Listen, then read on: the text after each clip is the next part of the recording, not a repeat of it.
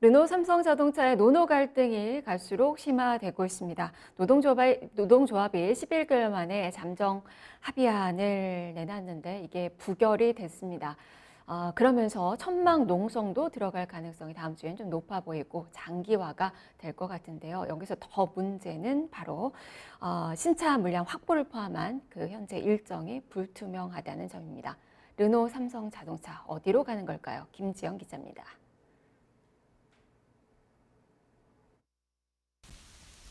62차례의 부분 파업, 한 번의 공장 가동 중단.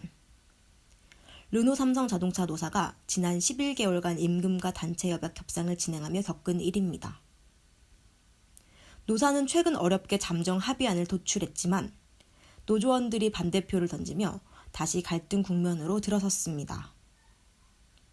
긴 갈등 끝에 어렵게 도출한 합의안인 만큼 업계에서는 노조가 이에 찬성할 것이라는 전망이 지배적이었습니다.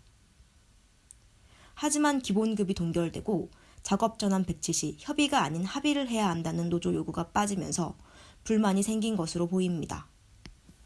특히 영업지부 소속 조합원들이 기본급 동결에 크게 반발했습니다. 노조에 따르면 영업 판매직은 정규직이 거의 없어 기본급이 낮은 편이기 때문입니다. 서비스 센터 정비사들도 외주화로 고용 불안이 해소되지 않자 합의안에 등을 돌렸습니다. 노조는 다시 투쟁에 나설 예정입니다. 노조 관계자는 23일 사측에 향후 교섭 일정, 방식 등 내용을 담은 공문을 전달하고 오는 27일 천막 농성에 나서겠다는 계획을 밝혔습니다. 이처럼 갈등에 다시 불이 붙자 르노 삼성 정상화에도 빨간불이 켜졌습니다. 파업이 진행되는 동안 판매 수출 물량이 줄고 생산 절벽에도 내몰렸기 때문입니다. 지난달 르노 삼성 내수 판매량은 6,175대로 전년 동기 대비 10.5% 감소했습니다. 수출 물량도 사정은 마찬가지입니다. 지난달 7,545대를 수출했는데 지난해 같은 기간보다 무려 53.4% 줄어든 수준입니다. 올해 4월까지 누적 수출량은 전년 동기 대비 51.1% 감소했습니다. 여기에 부산 공장 전체 생산량의 절반을 차지했던 닛산 로그 위탁 생산도 오는 12월 종료됩니다.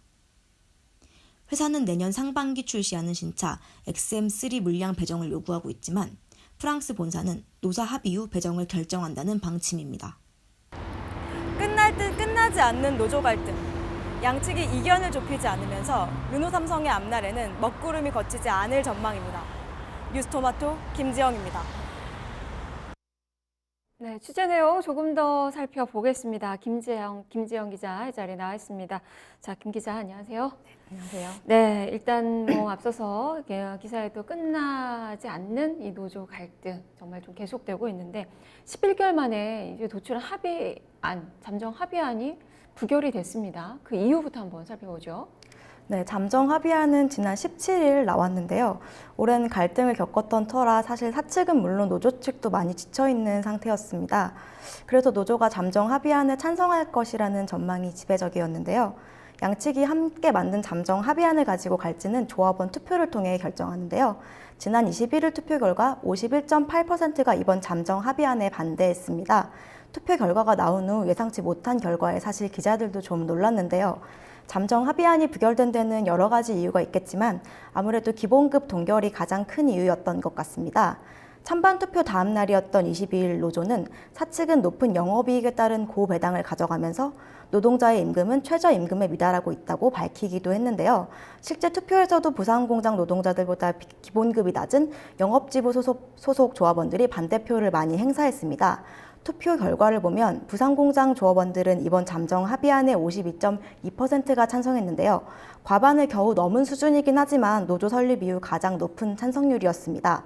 반면 영업지부 조합원들은 65.6%가 반대표를 던졌습니다. 노조에 따르면 영업 그리고 판매직은 정규직이 거의 없어 기본급이 낮은 편인데요. 그래서 임금이 최저임금에 미치지 못한다는 노조의 주장도 나온 것 같습니다. 서비스 센터 정비사들도 외주 용역화로 고용 불안이 해소되지 않자 대거 반대표를 던진 것으로 보입니다. 또 작업 전환 배치 문제도 이번 협상의 주요 쟁점이었는데요. 르노 삼성의 경우 A 공정에서 B 공정으로 노동자의 작업 라인을 변경할 때 회사의 임의대로 할 수 있습니다. 쉽게 말하면 가라고 하면 가야 되는 그런 상황인 건데요. 이 때문에 노조원들은 노사 합의를 통해 전환 배치가 이루어져야 한다는 입장이었습니다. 이 내용 또한 이번 잠정 합의안에는 포함되지 않았습니다. 네. 기자들도 이걸 예상을 못했군요. 네, 그렇습니다. 지금 이렇게 되면 이제 노조 지도부의 책임론이 좀 일지 않을까 싶은데 그런 점은 없습니까?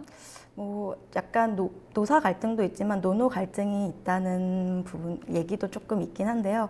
이 부분에 대해서는 제가 지금 언급하기에는 좀 조심스러운 부분이 있을 것 같습니다. 알겠습니다. 일단 노조가 잠정 합의안에 반대표를 던졌어요. 그렇다면 노조의 앞으로의 계획이 뭡니까? 네. 르노 삼성 노조는 지난 11개월간 사측과 협상을 진행하며 62차례의 부분 파업, 또 한 번의 공장 가동 중단에 나섰었는데요. 이번에는 천막 농성에 나서겠다는 방침입니다. 어제였죠. 23일 노조는 사측에 공문을 전달했는데요. 이 공문에는 향후 교섭 여부와 일정, 그리고 방식 등의 내용이 담겼습니다.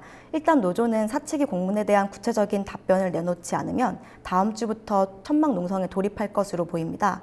사측과 교섭 대화를 나눈 후 구체적인 계획이나 세부안이 나오지 않으면 부산 공장을 시작으로 천막 농성을 시작할 것으로 보입니다.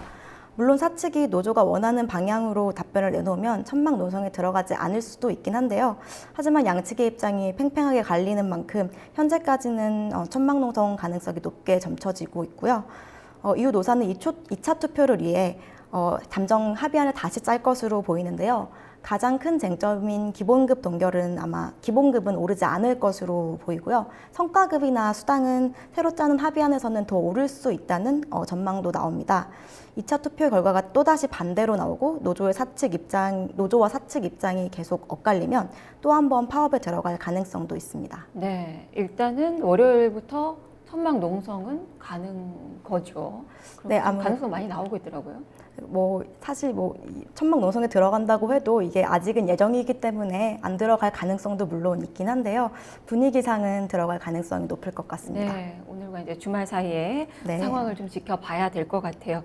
지금 르노 삼성 파업이 장기화되고 있는 그 상황입니다. 지금 이 노사 갈등뿐만 아니라 지금 회사 자체적으로 지금 운영이 상당히 좀 어려운 그 시기 아닌가요? 지금 운영이 어떻게 되고 있습니까? 네, 맞습니다. 전반적으로 자동차 산업이 좀 침체한 것도 물론 있긴 한데요. 르노 삼성의 경우 여러 차례 부분 파업 때문인지 내수 판매와 수출 물량이 좀 상당히 많이 준 상태인데요. 내수 판매량도 문제지만 특히 수출량이 정말 많이 줄었습니다. 지난달은 지난해 같은 기간보다 53.4% 줄었고요. 올해 1월부터 4월까지 누적 수출량은 51.1% 감소했습니다. 노조가 협상을 위해 수십 차례 부분 파업을 했고 또 르노 삼성 프랑스 본사에서도 이를 주시하고 있기 때문에 생산 물량 확보도 좀 위태한 상황인데요. 프랑스 본사 입장에서는 불안한 노조에게 일거리를 많이 줬다가는 자칫 차질이 생길 수 있기 때문에 많이 망설이고 있는 것 같고요. 우선 부산 공장 생산의 절반을 차지했던 닛산 로그 위탁 생산이 오는 12월 종료 예정인데요. 확 줄어든 생산량을 메꾸기 위해 한국 르노 삼성은 신차 XM3 유럽 수출 물량을 끌어오고 싶은 눈치입니다.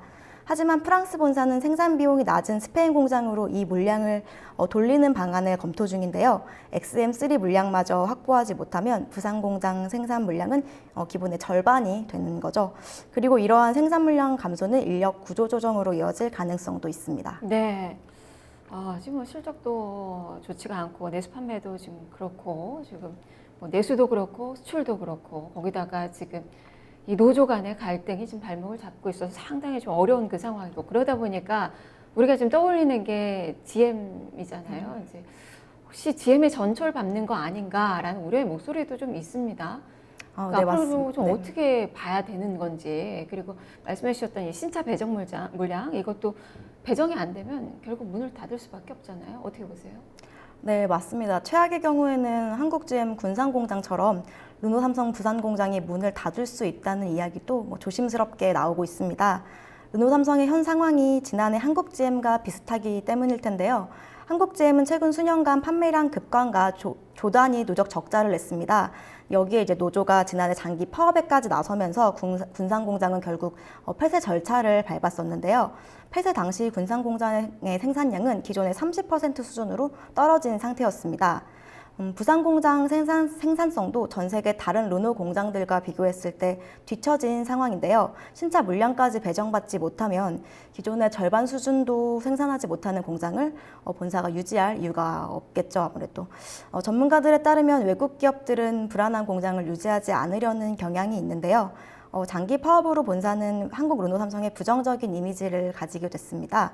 이 때문에 앞으로도 본사는 부산 공장을 주시할 것으로 보이고요. 문제는 르노삼성 부산공장은 지역 수출의 30%를 차지할 정도로 중요한 곳이라는 점인데요. 만약 정말 공장 폐쇄까지 간다면 지역 경제 전체가 위축될 수 있다는 우려가 나오고 있습니다. 네. 이렇게 많이 국민들이 걱정하는 그 이유는 뭐라 보세요? 글쎄요, 이게 뭐 앞서 말씀드렸지만 뭐 한 공장이 문을 닫는 건 그곳에 있는 노동자들의 문제뿐만 아니라 뭐 지역과 사회 전반적인 우리나라 전반적인 문제가 될 수 있기 때문에 학계나 뭐 다른 업계에서도 사실 이 노사 문제가 빨리 해결되기를 바라는 것 같습니다. 네, 경제에 큰 영향을 또 미치게 되겠죠. 네. 그렇다면 김 기자 생각에서는 어떻게 좀 정상화 가능성이 좀 보입니까? 정상화가 되어야 하고요. 한국GM도 뭐 아직 좀 노사가 시끌시끌하긴 한데 르노삼성도 좀 시간은 걸리겠지만 결국에는 그래도 원만한 합의를 이루지 않을까 저는 긍정적으로 내다보고 있습니다. 알겠습니다. 그 희망이 좀 반영이 됐으면 좋겠네요. 말씀 잘 들었습니다. 네. 네, 김지영 기자였습니다.